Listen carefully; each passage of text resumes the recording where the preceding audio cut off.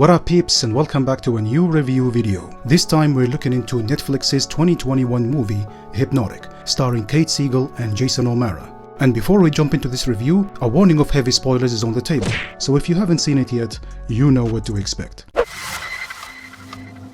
You can wake up now.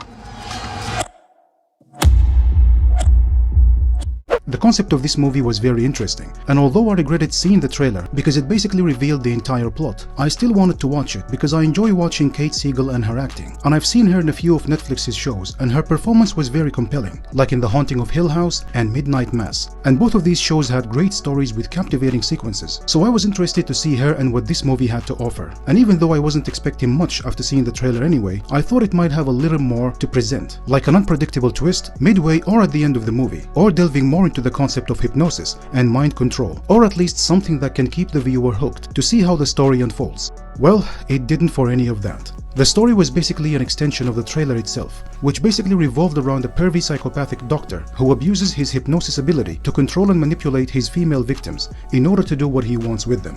The story had a really compelling premise, but the execution overall was honestly poor. Everything was very straightforward and obvious from the beginning. Even if you haven't seen the trailer and jumped straight to the movie, you can actually expect what will happen in the next scene, and in many cases your expectations will turn out true. And this is what made it disappointing, because possibilities of such a concept of getting to someone's mind and manipulating them into doing whatever you want actually has a lot of potential, with so many captivating scenarios that can stem from it, like playing into and exploring the aspects of dreams, nightmares, as well as perceptions of reality and fiction. All of these could have been used to produce a mind-bending story, especially with today's increasing interest in the mind and its capabilities. But this movie never gets past the cliched scenario of a creepy therapist with relationship issues, and I kept looking at the time after 20 minutes into the movie just to see how long left there is from it, because I just got so bored and wanted to see how the story would end, and it was underwhelming eventually. Also, the acting wasn't all that good in general, apart from Kate Siegel's of course, but the rest of the characters didn't give us strong performances in their roles. Also, there were some funny and silly moments that made me question the seriousness of the movie, with some stupid decisions that some of the characters made. For instance, when you see an unknown number calling you, at the very least you would be reluctant to answer it, never mind if you feel you are being followed, or if someone is simply bothering you and you want to avoid them. But here we see a situation of a character answering an unknown number, even after they started suspecting the malicious behavior of their doctor, and as a result of that, she ends up in a fatal accident.